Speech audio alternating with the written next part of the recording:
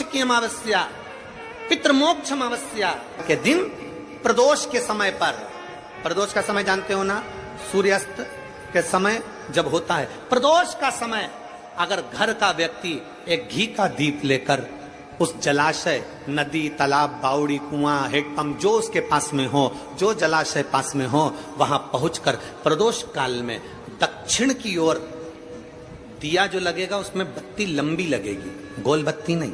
कौन सी बत्ती? लंबी बत्ती। लंबी बत्ती जानते हो सब लोग? कपास की जो बाती होती है वो लंबी वाली, गोल बाती नहीं, फूल बाती नहीं, लंबी बाती। कपास की बाती को लंबा कर कर वो बाती घी के दिए में रखकर बाती का मुख दक्षिण का कर कर अगर दीप प्रज्वलित किया जाता है तो वो घर के पितर कभी बद्दुआ नहीं देते, उन पितर आशीर्वाद देकर ही जाते हैं। पितरों की पूजन में लंबी बत्ती का प्रमाण है। पितरों को कभी गोल बत्ती नहीं लगती। आप मटके के पास में, परिंदे के पास में, जल के पात्र के पास में कोई भी अगर दिया लगाएंगे तो वहां गोल बत्ती रखकर लगाएंगे तो घर में लक्ष्मी नहीं टिकेगी। कई लोग कहते हैं कि परिंदे के पास, मटके के पास में, पानी के स्रोत के पास में जहां जल भरते हैं, हंडा रखते हैं, टंकी रखते हैं, वहां पर मटके के पास बत्ती लगाओ, दिया लगाओ, पितर शांत रहेंगे। तो पितरों को शांत करो, मना नहीं है, पर दिया लगाने का नियम है कि पितरों को अगर आप दिया लगा रही हो मटके के पास, परिंदे के पास, या अमावस्या के दिन पितरों के लिए अगर दीप लगा रही हो तो गोल बत्ती अगर लगाओगी तो कार्य कभी सफल नहीं होगा। धन आएगा जाएगा, टिकेगा नहीं। इसलिए पितरों के लिए अगर दिया लगाना है, पूर्वजों के लिए दिया लगाना है, पितरों के लिए अगर दीप लगाना है तो लंबी 16 श्राद्ध के 16 दिन पूरे हो और अमावस्या का दिन हो, और जब अमावस्या का दिन होता है, श्राद्ध पूरा हो रहा है, अमावस्या का दिन है, शाम का समय, जो गुना है, शिवपुरी है, सीहोर है, भोपाल है, या आसपास के जितने गांव हैं, शहर हैं, इनके पास में जो नदी होती है, जो तालाब होता है, जो कुआं होता है, जो बावड़ी होती है, सारे पितर एकम से लेकर अमावस्या तक जितने भी पितर होते हैं, चाहे जिसके घर के हों, प्रत्येक घर के पितर नदी, तालाब, बावड़ी, कुएं के पास इकट्ठे होते हैं, क्योंकि पितर 16 दिन भोजन ग्रहण करने के बाद अमावस्या के दिन पानी पीने के लिए गांव की बावड़ी, तालाब, कुआं, नदी पर जाते हैं और वहां पानी का आचमन कर कर हाथ में जल लेते हैं। आर्यमा स्वामी कहते हैं कि जिसने आपको भोजन कराया है, जिसने आपको आमंत्रित करा है, जिसने आपको बुलाकर सम्मान दिया है, आप अपने पुण्य उनके खाते में दीजिए। तो पितर हाथ में जल लेकर उनका नाम लेकर कि मेरे मंझले बेटे ने, कि मेरे बड़े बेटे ने, कि मेरे छोटे बेटे ने, कि मेरे चौथे बेटे ने, कि मेरी बेटी ने, कि मेरे उसने भोजन कराया, उनका नाम लेकर पितर जल छोड़ देते हैं तो साल भर उसके यहाँ भंडार भरा रहता है और वो उन्नति की ओर बढ़ता है। इसलिए सनातन हिंदू धर्म में नियम है कि 16 श्राद्ध के 16 दिन पूरे हो और अमावस्या का दिन हो, आपने ब्राह्मण को भोजन कराया ना कराया, आपने पिंडदान करा ना करा, आपने तर्पण करा कि न करा, आपने किसी को एक अंश भी किसी को दिया कि नहीं दिया, आपने गाय को रोटी दी कि नहीं दी, आपने कौवे को कागल दिया कि नहीं दिया, आपने स्वान को भोजन दिया कि नहीं दिया, पर एक काम जरूर करो कि अमावस्या के दिन शाम के समय तुम्हारे नगर में, मोहल्ले में, गांव में, खेड़े में जो नदी हो या तालाब हो या बावड़ी हो या कुआं हो, कोई भी एक जगह पर जाकर एक घी का दीप अवश्य लगाना चाहिए अपने पूर्वजों के नाम से। तो पूर्वजों को वो जो दिया की रोशनी होती है ना, वो दिए की रोशनी को पाकर पितर पूरी रात्रि भर भ्रमण, इसलिए कहते हैं ना दूसरे दिन देवी जी बैठने वाली रहती है, इसलिए कहते हैं अमावस्या की रात्रि बड़ी भारी होती है। क्यों कहते हैं? क्योंकि पितर सब इस मृत्यु लोक से चंद्रलोक होते हुए पितृलोक जाते हैं। तो जो दिया जलाता है उसके पूर्वजों को प्रकाश रोशनी और राह मिलती है तो उसकी जिंदगी में कितनी भी उलझन चल रही होती है, कितना भी काम अटक रहा होता है, कोर्ट में केस भी चल रहा होता है, या कितनी बड़ी भी बीमारी हो रही होती है, अगर वो अमावस्या के दिन शाम के समय दिया लगा देता है नदी के घाट पर या तालाब या बावड़ी या कुएं के घाट पर, तो उसकी जिंदगी में जितनी अटकलें आती हैं वो सारी समाप्त हो जाती हैं और रास्ता मिल जाता है। इसलिए अमावस्या के दिन का महत्व है। लगाइए आप। श्राद्ध पक्ष की अमावस्या के दिन शाम के समय दिया नदी, तालाब, बावड़ी या कुआं कहीं भी एक जगह पर जाकर अपने पूर्वजों का स्मरण कर कर सिर पे माताओं से निवेदन है पल्लू रखकर, जिससे पूर्वजों का आशीर्वाद बना रहे। और पुरुष वर्ग अगर साथ में जा रहे हों तो धोख लगाकर प्रणाम कर कर, झोली पसार कर प्रणाम करना कि मेरे पितर, जब दिया लगाओ तो झोली पसार कर प्रणाम करो, मेरे पितर मेरे घर में खूब भंडार भर कर जाना, ऐसी कृपा करना और उनको कहकर जाइए। आज से पितृलोक के बीच में एक पितृलोक का सीढ़ी पड़ती है, जीना, सड़ाव, सीढ़ी जिस पे पितर चढ़ के पितृलोक जाता है। उस सीढ़ी पर कौन रुकता है? उस सीढ़ी पर पितृलोक में जाते समय कौन रुकता है? तर्पण शिव महापुराण की कथा कर रही है कि पंचमी का श्राद्ध था, पितर आए पर आपके यहां पर उनको भोजन नहीं मिला, वो पंचमी के दिन का श्राद्ध नहीं जीम पाए, चले गए। पितृलोक की सीढ़ी पर जाकर बैठ जाते हैं। अंदर जो पितर जाते हैं वो पितर जब अंदर जाते हैं, जाने के बाद बात करते करते जाते हैं कि हमारे बेटे ने हमको खीर खिलाई, हमको पूड़ी खिलाई, और उनके मुख से जो राल टपकती है, तो जो पितर भूखे रह जाते हैं वो पूरा साल उनकी राल को चाटते हैं और बद्दुआ देते हैं कि हमारे बेटे 5-5, 4-4, 3-3, 2-2 इतने बेटे और हमको भूखा छोड़ दिया। तो वो बद्दुआ देते हैं, जिसके कारणवश पितृदोष होता है।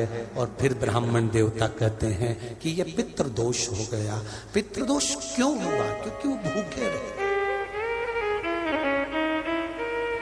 इसीलिए तो ये तर्पण शिव महापुराण की कथा के बाद जितने लोग कथा सुन रहे हैं, आप भोजन कराएं ना कराएं, पर आपके पूर्वजों के लिए, आपके पितरों के लिए, आपके आहूतों के लिए, आपके वासुकों के लिए, जो अधोगति में मर गए उनके लिए कुबेरेश्वर धाम सीहोर में अमावस्या के दिन सुबह से शाम तक प्रसाद रहे।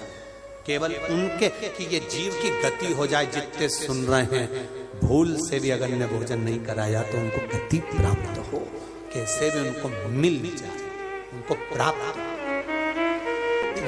मेरा एक निवेदन आपसे भी है, ठेला चलाने वाला, ऑटो चलाने वाला, गाड़ी चलाने वाला, कबाड़ा बेचने वाला, भिक्षा मांगने वाला, एक गरीब से गरीब भी व्यक्ति एक घी का दिया अगर अमावस्या के दिन शाम के समय नदी, तालाब या बावड़ी के स्थान पर, घाट पर लगा दे श्राद्ध पक्ष में, अगली जब श्राद्ध आए तो बताना जरूर पत्र लिखकर कि पितरों ने भंडार भरा कि नहीं भरा, दिया कि नहीं दिया, देते हैं कि नहीं देते, ये जरूर बता। अगली बार जहाँ कथा रहे तो आ जाना आप भी बताने के लिए अशोकनगर वालों की हमने। और जितने सुन रहे हैं भारत की भूमि पर, जितने देश विदेश में बैठकर कथा सुन रहे हैं, सब स्मरण करो और सबको सूचना दो कि श्राद्ध पक्ष की अमावस्या को शाम के समय पर दिया लगाने का फल क्या होता है।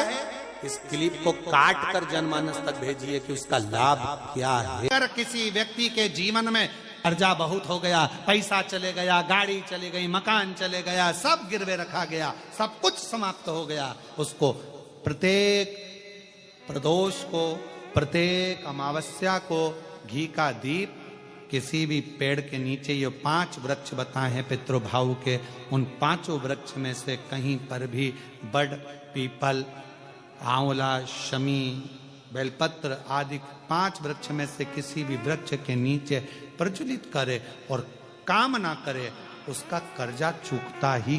घर में यदि क्लेश उत्पन्न हो जाता है, का धन, आपकी प्रॉपर्टी, आपकी जमीन, आपका प्लाट, आपका दुकान, आपका पैसा, यदि किसी ने कब्जा कर लिया और छोड़ नहीं रहा, प्रत्येक अमावस्या के दिन पीपल के वृक्ष के नीचे जाकर 2 दीप लगाइए घी के। दोनों दीप के सामने एक हल्दी का चावल, एक कुंकू का चावल का दाना रख दीजिए और सुधा सुधा सुधा सुधा 3 बार कह दो और स्मरण करो, हे हमारे कुलदेव, पितृदेव, शिवदेव, महादेव, कृपा कर कर जमीन है, मेरा जो धन है, मेरी जो प्रॉपर्टी है, मेरा पैसा लोगों ने हथिया लिया, देते नहीं। गोत्र बोलकर स्मरण कर कर बाबा मेरा धन मुझे वापिस ला कर दो। अमावस्या पर करो, फिर अगली अमावस्या करो, ऐसे 2-4 अमावस्या करोगे। जिसने ले रखा है वो खुद सोचेगा कि मुझे क्या हुआ, कि मुझे देना है, उसका पैसा चुकाना है, धन रखेगा नहीं। तुलसी की लकड़ी पानी में घुमाकर, लकड़ी नहीं हो तो माला तो होगी, जल में भ्रमण कराकर, जल में घुमाकर, तुलसी की लकड़ी को जल में डालकर स्नान जो करता है, मात्र घुमाना है, लकड़ी डालकर नहीं रखना है, घुमाकर अपने पूजन वाले स्थान पर रखना, या पानी में पहले से घुमा लो, उस पानी को ले जाकर डाल दो।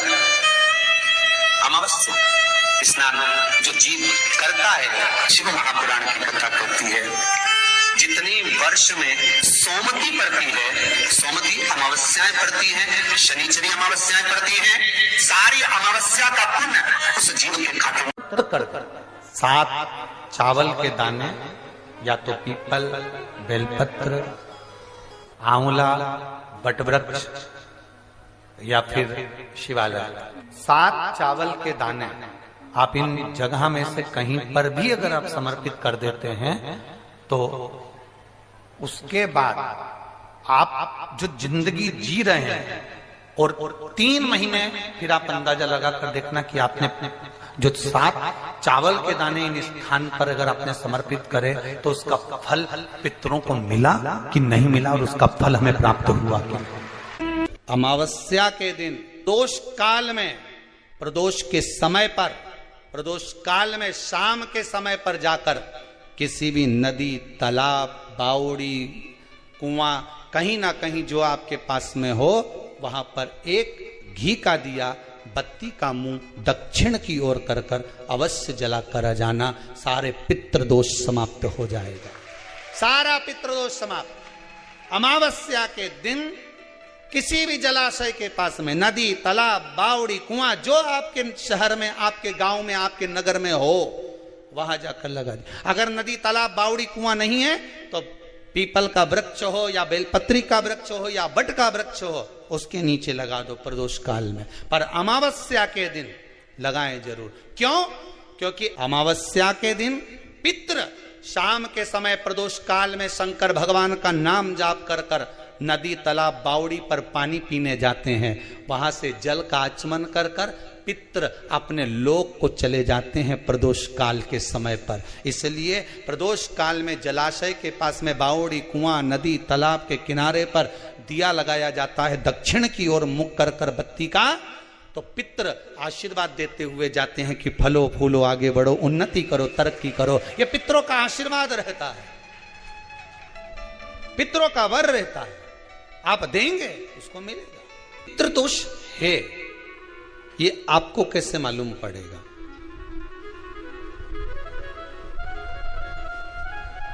पितृ भूखे हैं, इसका तो वर्णन हमने पहले कर दिया कि रात्रि को जब आप सोने के बाद में 1-1.5 घंटे बाद अगर आपकी नींद खुल जाए, 1 घंटा 1.5 घंटा आप सो लिए, उसके बाद जो नींद खुली तो 1-1.5 घंटे तक अगर आपको नींद नहीं आ रही है, रात्रि को सोने के बाद में 1 घंटे बाद जब उठे तो आपको प्यास लग गई,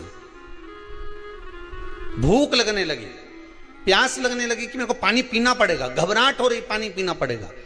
1-1.5 घंटे सोने के बाद अचानक नींद खुले और आपको प्यास लगे, समझ लेना आपके पितृ भूखे हैं और प्यासे हैं, भूखे और प्यासे हैं, उनको जल की जरूरत है। किसी भी नदी में, सरोवर में, कुंड में, बावड़ी में, तालाब में आप तीर्थ में जाकर जब स्नान करते हैं तो स्नान करने के बाद एक काम का नियम बना लो कि अपने हाथ की अंजलि में जल लेकर अपने पूर्वजों को देना है। प्यासे रहते हैं, भाग मांगते हैं, प्राप्त करना। 3 वृक्ष पितरों के तुल्य हैं। पहला पीपल, दूसरा बट वृक्ष, तीसरा बेलपत्र का वृक्ष। ये पितरों के तुल्य हैं। अगर आपको रात्रि में नींद नहीं आ रही है, ऐसा लगता है कि रात्रि को 1 घंटा 1.5 घंटा सोने के बाद कुछ गलत गलत विचार आने लगते हैं, नींद सुबह 3 बजे तक 4 बजे तक नहीं आती, 4 बजे के बाद फिर नींद आती है, तो एक प्रैक्टिकल जरूर कर देखना।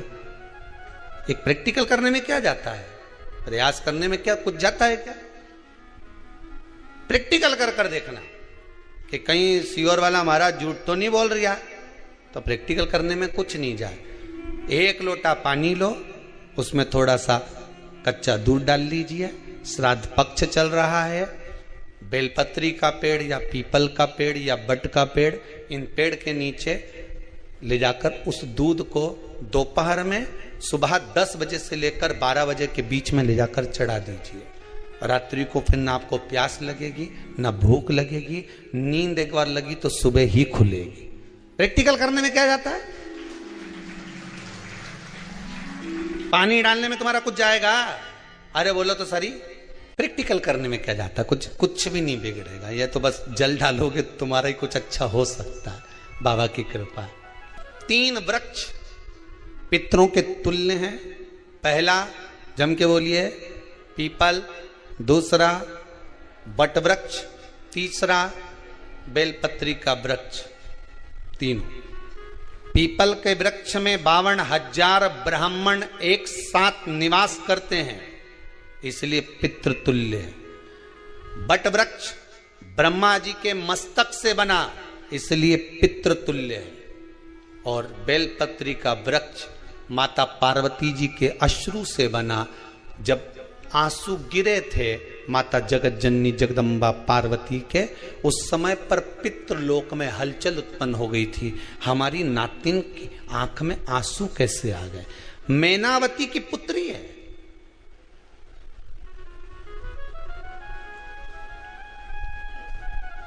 पितरों की नातिन, इसकी अश्रु कैसे गिर गए? पार्वती जी ने कहा ये आंसू नहीं, मेरा पुण्य भाग प्रकट करती हूं बेलपत्री के रूप में। तो पितरों ने वर दिया था कि ये बेलपत्री का वृक्ष हमारा आशीर्वाद है, इसके नीचे अगर कोई दीप लगाता है, शिव को स्पर्श कर चढ़ाता है, उसके पितरों की शांति होगी। हम स्वयं उसको आशीर्वाद देने के लिए पधारेंगे। बेलपत्र का वृक्ष पितृतुल्य। तो रात्रि को अगर भूख लग रही है, प्यास लग रही है, तो पितृदोष। दूसरा पितृदोष का लक्षण बताया, घर में कोई शुभ कार्य ना हो, वंश की वृद्धि ना हो। 1 रुपये कमाओ, 1.25 रुपये खर्च हो रहे हैं, पैसा 10 जगह से कमाई आ रही है पर घर में टिक नहीं पा रही है, आया गया, पितृदोष। जरा सी कटोरी पड़ी है, उसके पीछे विवाद चालू हो जाए, पानी ढुल गया उसके पीछे विवाद हो जाए, या छोटी छोटी बात में घर में क्लेश मचा हुआ है, पितृदोष है। समझ लो हमारे पूर्वज हमसे खुश नहीं है, प्रसन्न नहीं। अमावस्या के दिन सारे पितृदोष समाप्त हो जाएगा, सारा पितृदोष समाप्त। जिनके यहाँ पितृदोष होता है, काल सर्प दोष होता है, वास्तु दोष होता है, उनको ज्यादा कुछ नहीं करना होना। महाराज एक बेल का फल लीजिए। क्या लेना है?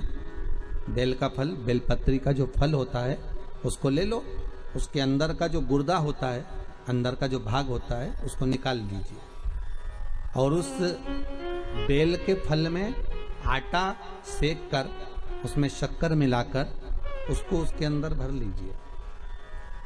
अमावस्या के दिन सुबह 10 बजे से पहले उस बेल फल में, जिसमें तुमने पंजेरी भरी है, आटा सेक कर भरा है शक्कर के साथ में, उसको अपने घर में घुमाने के बाद में जिसको काल सर्प दोष बताया है, पितृदोष बताया है या वास्तु दोष का स्मरण बताया है, घर में सब दूर घुमाकर अपने परिवार का हाथ का स्पर्श कराकर पीपल के पेड़ के नीचे तक खड्डा खोदकर उस बेलपत्र के उस फल को दाब दीजिए, उस फल को उसमें दबा दीजिए।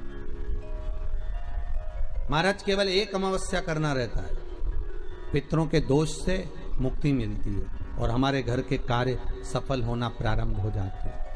कार्य की सफलता होती है, कार्य में सफलता प्राप्त होने लगती है। हम तो कई बार कहते हैं महाराज जी, अगर ऐसा लगे किसी औषधि को आप ले रहे हैं, मालूम पड़े कि औषधि आपको लग नहीं रही है, शिव महापुराण की कथा कर रही है, मान लो औषधि आपको नहीं लग रही, आपने औषधि बहुत दिनों से ले रहे हो, कोई दवाई, मान लो आप किसी भी दवाई को ग्रहण कर रहे हैं और वो औषधि लगी नहीं रही है, वो शरीर को लगी नहीं पा रही और आप ठीक ही नहीं हो पा रहे, 15 दिन हो गए, 8 दिन हो गए, बताओ, उतना की उतना ही कैटरीना है, उतना ही उतना अपना भरा हुआ, वही की वही लीवर, वही की वही किडनी, वही की वही स्मरण, सभी कुछ वही वही है, उतना की उतना ही। बीपी भी ऊंचा नीचा चल रहा है पर लेवल में नहीं आ रहा, शुगर भी लेवल में नहीं आ रही, तो प्रयास करा करो महाराज, बेलपत्री के फल का जो गुर्दा है, अंदर का जो भाग है फल का, उसको पानी में गला लीजिए और प्रदोष की प्रदोष, कम से कम प्रदोष नहीं हो और बीमारी जरा दवाई लगी नहीं रही हो तो बिना प्रदोष के भी कर सकते हो, उसको पानी में गलाइए, आधा घंटा पानी में, जैसे आपको सुबह मंदिर जाना है 10 बजे, तो सुबह स्नान कर कर कम से कम 6:30-7 बजे उसको पानी में गला दीजिए और उस बेले के फल का गुर्दा सा गला हुआ पानी शिव जी को ले जाकर समर्पित कर दीजिए। महाराज उस पानी में से थोड़ा सा 1 चम्मच पानी शिव जी पे चढ़ा हुआ लेकर आ जाइए, उस पानी को जो बीमार व्यक्ति है उसको औषधि देने से पहले मात्र आधी चम्मच से भी आधा चम्मच उसको दे दीजिए। भगवान शंकर का श्री शिवाय नमस्तुभ्यम का जाप कर कर उस पानी को देने के बाद अगर आप औषधि देंगे तो ये पक्का है कि औषधि अपना कार्य करना प्रारंभ कर देगी और वो स्वस्थ होना प्रारंभ हो जाएगी, वो स्वस्थ हो औषधि के। 7 स्थान शिवलिंग के बताए हैं जहां पर भूल से भी अगर कोई चंदन की उंगलियां लगा देता है, 7 स्थान ऐसे हैं जहां चंदन की मात्र उंगलियां लगा देने से ही शिव पितृलोक के पितरों को मुक्ति प्रदान करके वैकुंठ लोक का निवास दे देते हैं। 7 स्थान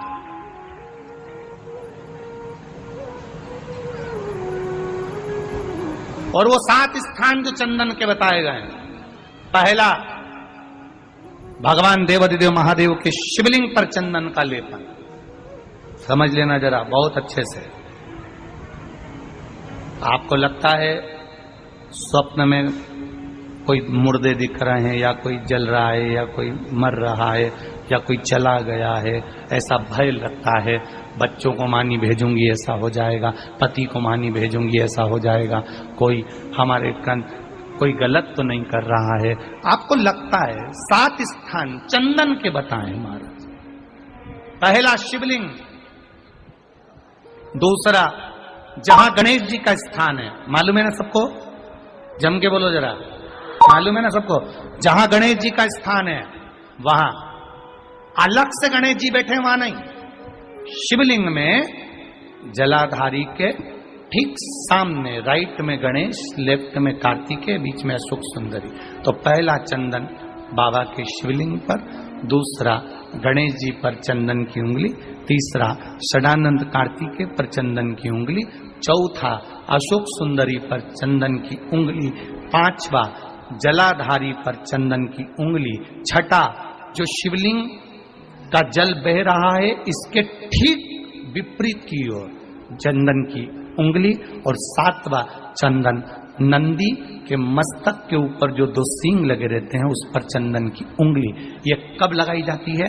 या तो अमावस्या के दिन आपको लगता है कि हमारे पूर्वजों का उद्धार नहीं हुआ, हमारे पूर्वजों का कल्याण नहीं हुआ, कहीं अधोगति में कोई चला गया है, उसका बस एक बार, रोज नहीं जरूरत है, प्रतिदिन जरूरत ही नहीं, महीने में एक बार अगर अमावस्या के दिन भी आपने चंदन के थोड़ा सा चंदन अगर मेरे देवाधिदेव महादेव को 7 स्थान पर समर्पित किया है। अशोक यहाँ पर वर्णन कर रही है, मैना, धन्य और कला की कथा कह रही है। तीनों ने सनकादि ऋषियों से मांगा।